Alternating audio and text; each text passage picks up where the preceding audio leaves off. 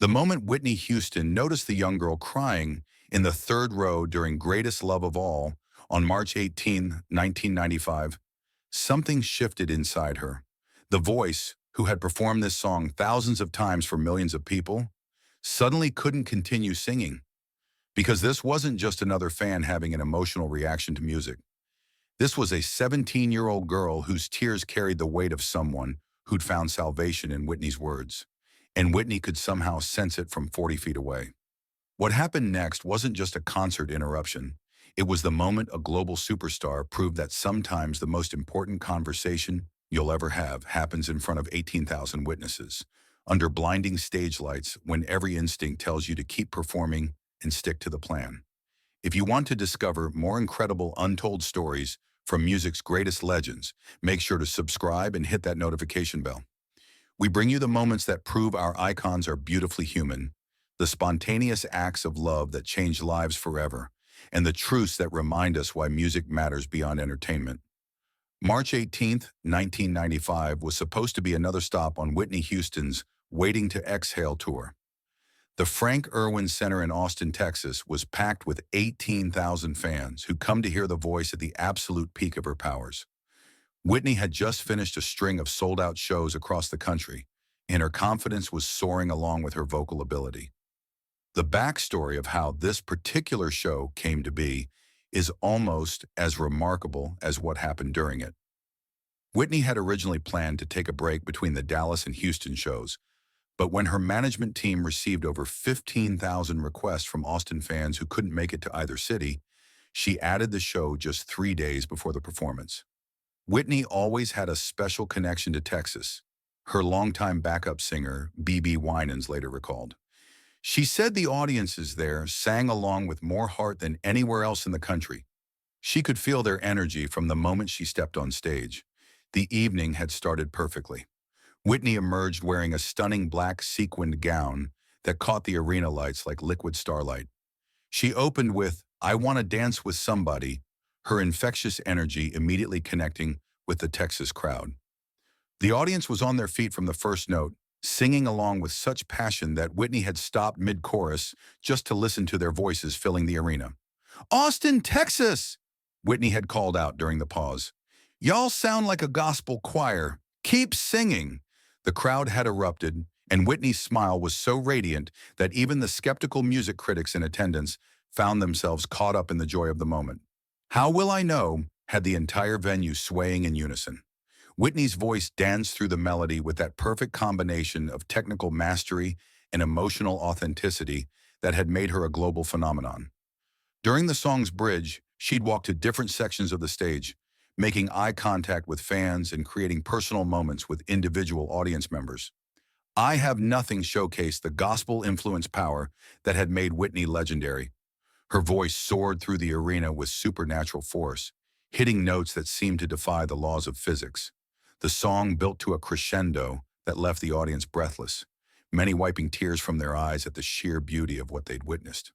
Between songs, Whitney bantered with the audience in that warm, authentic way that made 18,000 people feel like they were having a conversation with their best friend. She talked about her daughter, Bobby Christina, about her love for Texas barbecue, about how music had the power to heal hearts and change lives. "Music is the universal language," she'd said during one break. "It doesn't matter what color you are, what neighborhood you're from, what struggles you've faced. When we come together like this, we're all just human beings sharing something beautiful." The first half of the show had been flawless. Whitney's voice was in perfect form, her stage presence commanding but warm, her connection with the audience electric. Everything was going exactly according to plan, but it was during Greatest Love of All that everything changed. Whitney had performed this song at virtually every concert since 1985.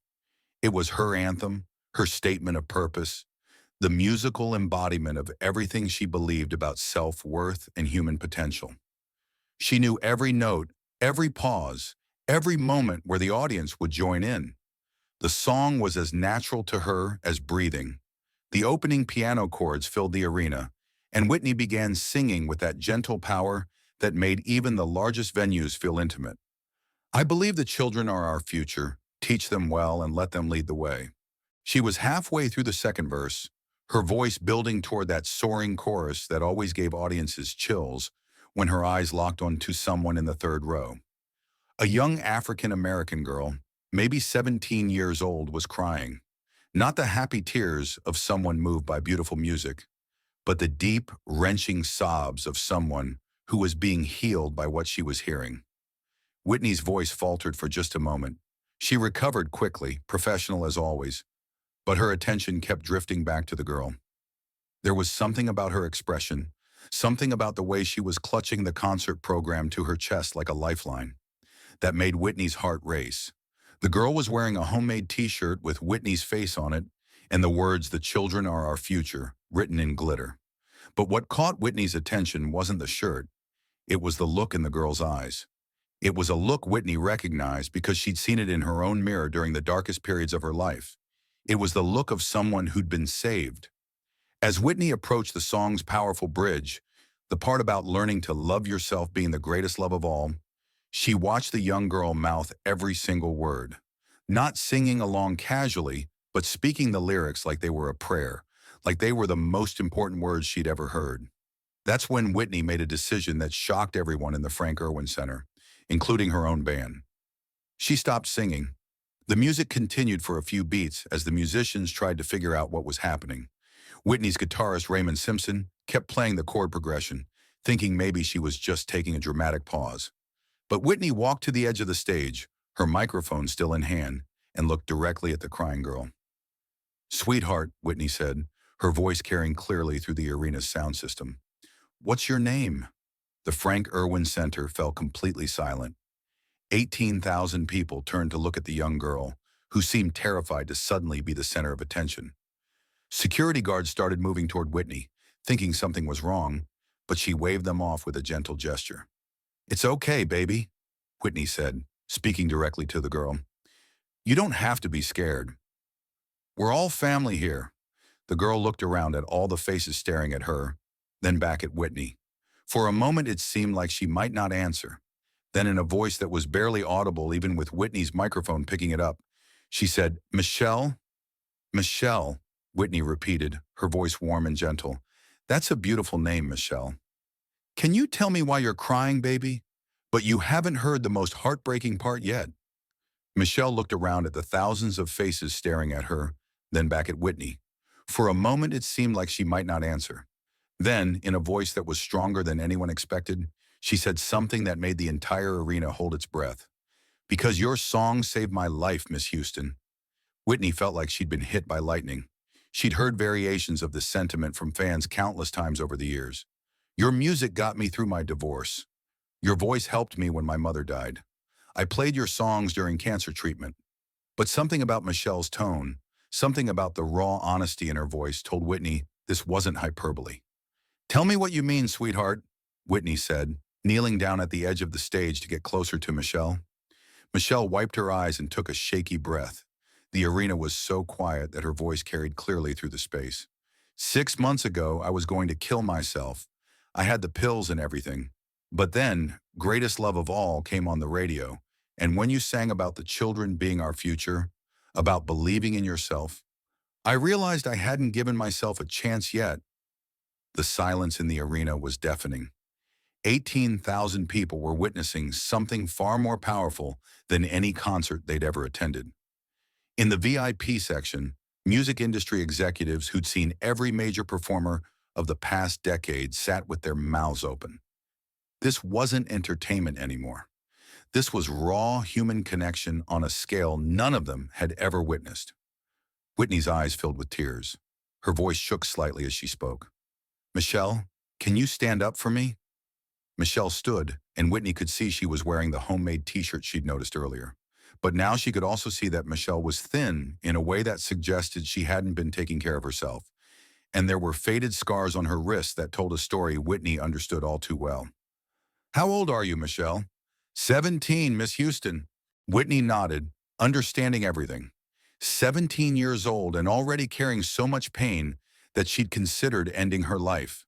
But somehow, through the magic of music and timing and the mysterious ways that hope finds us when we need it most, Whitney's voice had reached through the darkness and pulled this girl back into the light.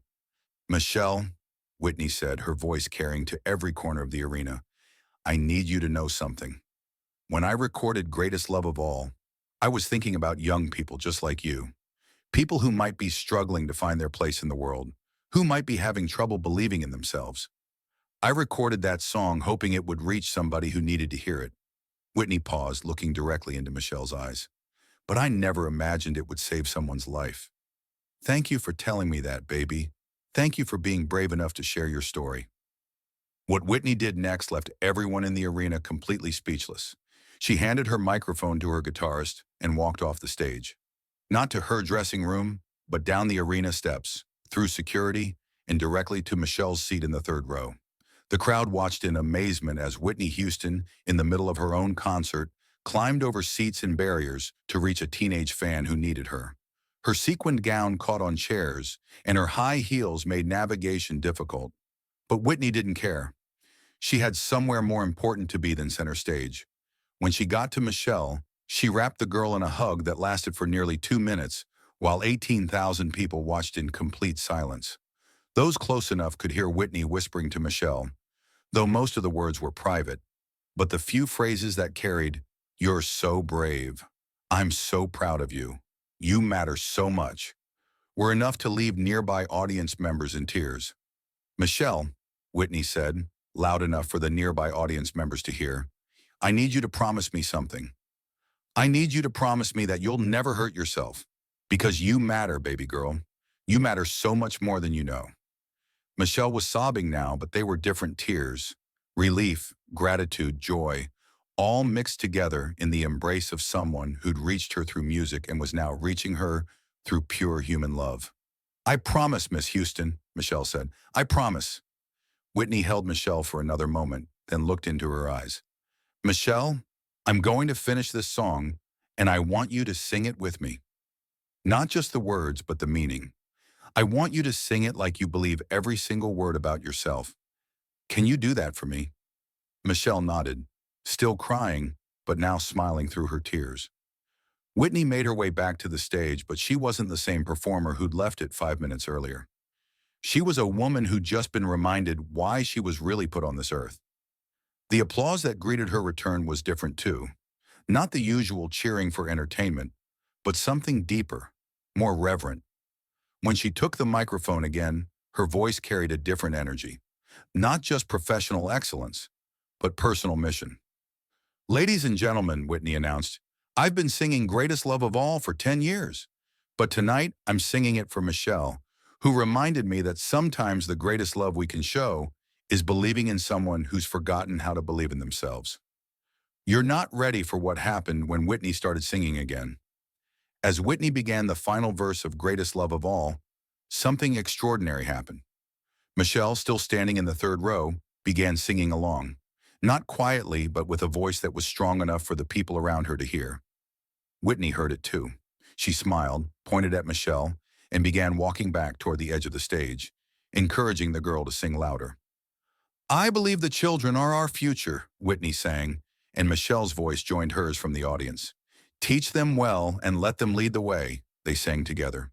Whitney from the stage and Michelle from her seat, their voices somehow harmonizing across the space between them. As the song built toward its climax, something magical began to happen. The people sitting near Michelle started singing too. Then the section behind them. Then the entire arena, all 18,000 voices, singing about love and self-worth and the power of believing in yourself. But the most incredible part was that Whitney kept pointing at Michelle, making it clear that this moment belonged to a 17-year-old girl who'd chosen life over death and was now singing about hope in front of thousands of strangers. When the song ended, the standing ovation lasted for 8 full minutes. But Whitney wasn't looking at the crowd. She was looking at Michelle, who was beaming with a joy that transformed her entire face. The concert continued for another hour, but everyone knew they'd witnessed something that transcended entertainment. When Whitney performed "I Will Always Love You" later that evening, she dedicated it to everyone who's ever felt like giving up but found the strength to keep going. During "I Want to Dance with Somebody," she kept looking over at Michelle, who was now dancing with the people around her, her face radiant with happiness. The transformation was visible to everyone in her section. The scared, crying girl from earlier in the evening had become someone confident enough to dance in front of thousands of strangers. After the show, Whitney's security team brought Michelle backstage. The conversation they had has never been publicly detailed, but Michelle later said it changed the entire trajectory of her life. Whitney didn't just save my life that night, Michelle explained in a 2010 interview. She showed me what my life could become. She made me believe that my pain could be transformed into purpose. But here's the most incredible part of this story. Michelle Rodriguez, that 17-year-old girl who'd been crying in the third row, went on to become a social worker specializing in teen suicide prevention. She credits that night with Whitney as the moment she discovered her calling. I realized that if Whitney's voice could save me, maybe my voice could save someone else, Michelle said. She showed me that broken people can become healers, that our worst moments can become the foundation for our greatest purpose. Over the past 28 years, Michelle has worked with over 3,000 teenagers struggling with depression and suicidal thoughts. Her office is decorated with pictures from that night at the Erwin Center, including one that a fan took of Whitney climbing over seats to reach her. I show every kid I work with that picture, Michelle explains. I tell them that Whitney Houston stopped her own concert because one person mattered. I tell them that if they matter enough for Whitney Houston to stop everything, then they matter enough to keep fighting. The impact of that night extended far beyond Michelle's personal transformation. The Erwin Center staff reported that they received hundreds of calls in the following weeks from people who'd been in the audience and wanted to share their own stories of how music had helped them through difficult times. Local suicide prevention hotlines in Austin saw a 300% increase in calls in the month following the concert. But these weren't crisis calls. They were calls from people seeking help and resources for the first time. Many of them specifically mentioned witnessing Whitney's interaction with Michelle as the moment they realized it was okay to ask for help. The University of Texas Counseling Center started a program called the Whitney Initiative, offering free mental health services to students struggling with depression and anxiety. The program was directly inspired by what happened that night, and it's still running today, having helped over 10,000 students since its inception. In 2012, when Whitney died, Michelle was one of the speakers at a memorial service in Austin. She shared the story of that March night in 1995 and how one moment of spontaneous compassion had created ripples that were still spreading 17 years later.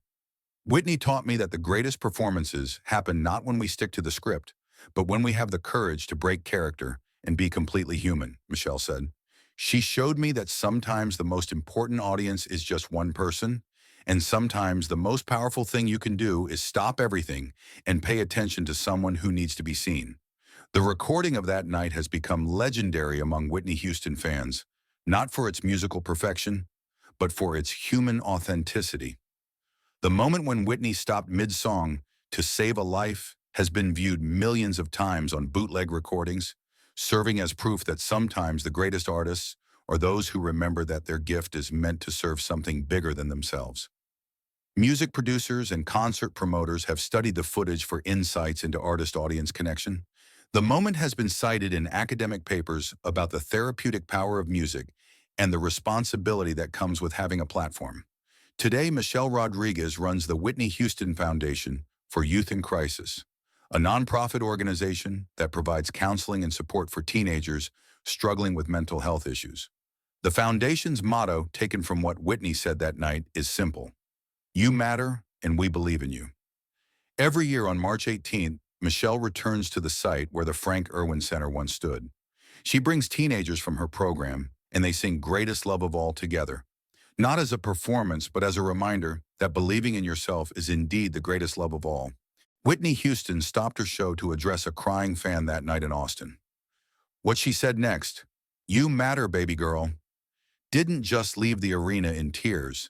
It created a legacy of compassion that continues to save lives 28 years later. Michelle Rodriguez often tells the teenagers she works with, "Whitney Houston taught me that being saved isn't the end of the story. It's the beginning, because once you've been pulled back from the edge, you get to become the person who reaches for others." That's the real story of the night Whitney Houston stopped everything for one person. Not just a moment of celebrity kindness, but the birth of a mission that has saved thousands of lives through the simple recognition that every person matters enough to stop the show.